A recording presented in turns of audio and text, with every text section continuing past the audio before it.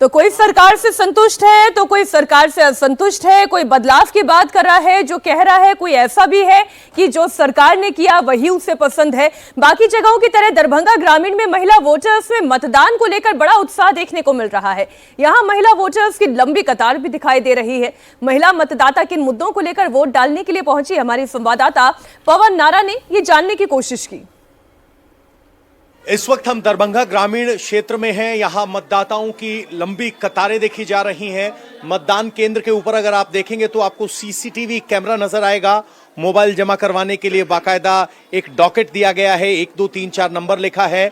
यहाँ निर्वाचन सभा की पूरी जानकारी है और कहा जाता है कि बिहार में महिलाएं जोर शोर से वोट करती हैं। ये कतार इस बात की गवाही है। पुरुष और महिलाएं यहाँ लगातार वोट कर रही हैं। सर, किस मुद्दे पर अब की बार वोट हो रहा है? विकास के मुद्दे पर। विकास के मुद्दे पर जी। जब आप नेता सब आए तो किसके वादों में दम लगा? बहुत सारे सभी का है, लेकिन इसमें जो है ना सबसे अच्छा जो हमको विकास लगा। विकास के मुद्दे पर। विकास के मुद्दे पर कर रहे हैं।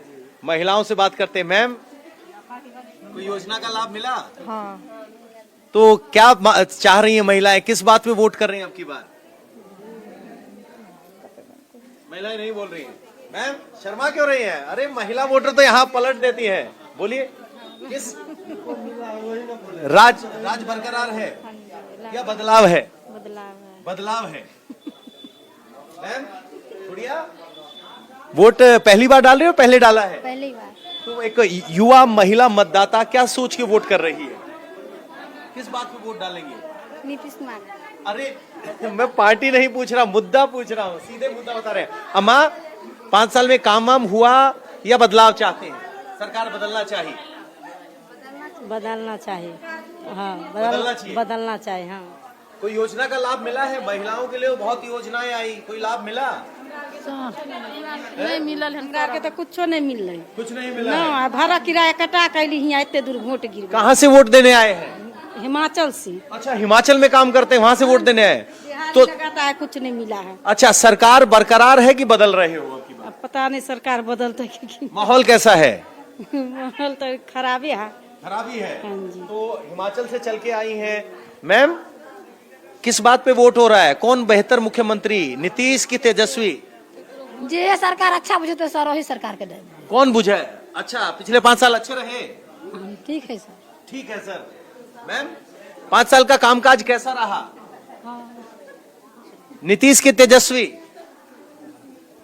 चुप्पी है, लंबी चुप्पी है। और ये महिला वोटर लगातार यहाँ कतार में अपनी बारी का इंतजार कर रहे हैं।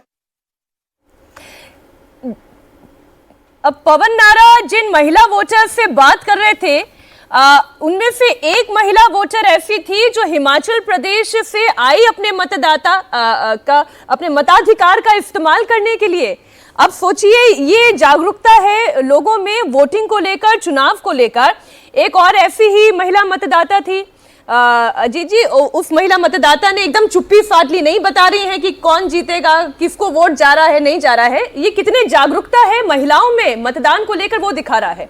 ये पॉजिटिव इंडिकेशन है एनडीए के लिए। देखिए, ये क्या है कि हम महिला वोटर को लेकर के जितनी चर्चा होती है उसको कंटिन्यूटी में देखने की जरूरत है। नीतीश कुमार की योजनाओं की कंटिन्यूटी में उसको देखने की जरूरत है।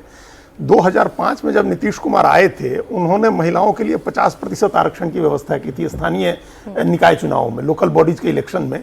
और शुरू के 2 चुनावों में मीनाक्षी जी, हम लोगों ने देखा कि जो इन्फ्लुएंशियल पुरुष होते थे, उनके घर की महिलाएं जो है, जो नेता थे, उन्होंने अपनी घर की महिलाओं को उन आरक्षित सीटों पर बनवा दिया, मुखिया, सरपंच और वगैरह वगैरह। और मुखिया पति और सरपंच पति सुनने को मिलता था। महिलाएं नहीं जाती थी ब्लॉक में मीटिंग में या कहीं कहीं, वो हस्बैंड जाते थे उनके। कुछ दिन पहले तो ये भी खबर आई थी कि पुरुषों ने शपथ भी ले ली थी महिलाओं के नाम। अच्छा। चुनाव के बाद वो लेकिन अब पिछले 10 साल से ये बंद हो गया। ये जो आप जागरूकता की बात कर रही हैं ना, ये वो जागरूकता आज एक दिन में नहीं बनी है।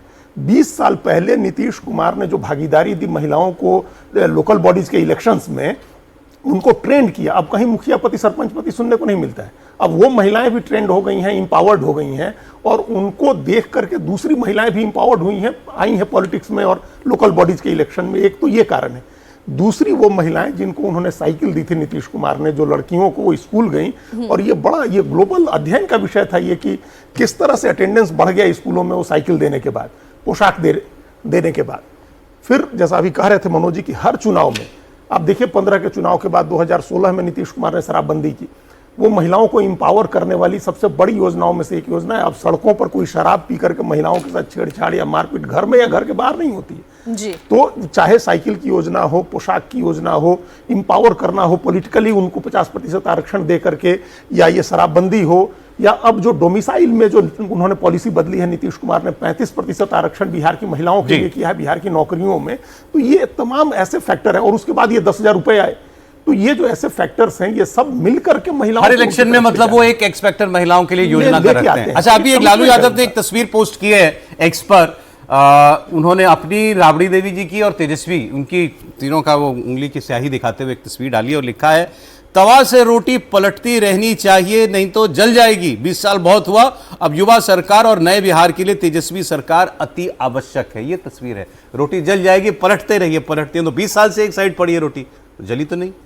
देखिए बहुत कुछ, देखिए ये राम मनोहर लोहिया का कमेंट है। अच्छा। और वो तो चाहते थे कि हर 5 साल पर ही रोटी पलटती रहे, लेकिन अब तो 20 साल से लेकिन बहुत कुछ पलट के कहा भी नहीं। वही आ जाते देखिए हैं, तो जो क्या सत्ता करें? में होता है वो बहुत कुछ अपने बारे में कह सकता है।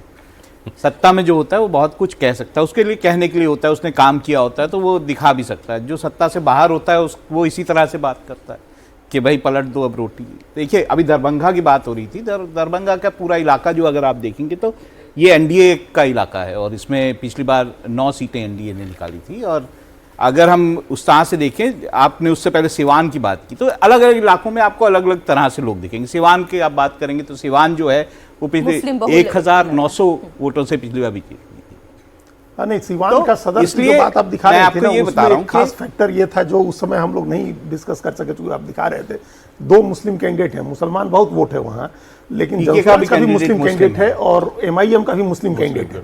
तो ये एक फैक्टर है जो मंगल पांडे के लिए, जो भाजपा के बड़े नेता हैं, उनको फेवर कर सकता है अगर एमआईएम और जनसुराज के मुसलमान इसी में और थोड़ा सा जोड़ूंगा। देखिए क्या है, 2 फैक्टर हमें और देखने चाहिए। हम बात करते हैं जेडीयू की कि महिलाएं उनको वोट देंगी, बिल्कुल देंगी, महिलाएं भी, ईबीसी भी, ऐसा नहीं है, ईबीसी की तरफ का भी वोट वहां पे जाता है।